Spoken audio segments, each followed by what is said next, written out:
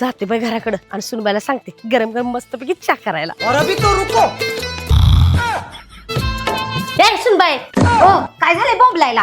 भावाने दिवसभर घोरत पडलेस, जाऊट मला चहा करून आण जा. जरा झोपलेल्या म्हातारीला बघवत नाही. भर दुपारच्या आल्या चहा प्याला आणते करून. जा जा. दिवसभर झोपायला पाहिजे 3दा खाऊन. बया कसली भारी झोप लागली होती. आली लगेच थिरडी उठवायला. जाऊ दे एकदाच चहा करून देते म्हणजे म्हातारीचं तोंड बंद होईल. क्लाइमॅक्स अभी बाकी. बया आता म्हातारी माझ्या नावाने बोंबलतच आती. साफ करायला पाहिजे.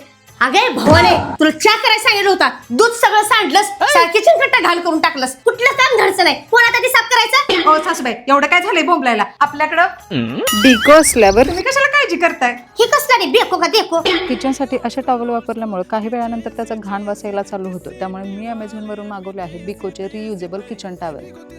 हे दिसतं टिश्यू पेपर सारखं, पण टिश्यू पेपर नाही. जिथे मार्क असेल तिथे व्यवस्थितपणे फाडून घ्यायचं आणि इथे तुम्ही बघू शकता किचनवरील घाण या टॉवेलमुळे आपण किती व्यवस्थितपणे साफ करू शकतो. एका रोलमध्ये आपल्याला 20 शीट्स भेटतात. हे टॉवेल कितीही धुतलं तरी अजिबात फाटत नाही, कारण हे बांबूपासून बनलेलं आहे आणि हे टॉवेल एकदा धुवून आपण 100 वेळा वापरू शकतो. तसंच या टॉवेलनं आपण घरातल्या अनेक वस्तू व्यवस्थितपणे साफ करू शकतो. बिकोचे हे किचन टॉवेल नॉर्मल टॉवेलपेक्षा जास्त पाणी ऍब्झॉर्ब करतं आणि बिकोच्या याच रियुजेबल किचन टॉवेलमुळे इथे किचन बघा कसं लखलख करतं. तुम्हाला जर हे प्रोडक्ट हवं असेल तर मी हे प्रोडक्ट खाली टॅग केलेलं आहे, त्यावर क्लिक करून तुम्ही मागवू शकता. कसं आहे सासूबाई? हाय की नाही भारी? बया ग, लय गोड आहे.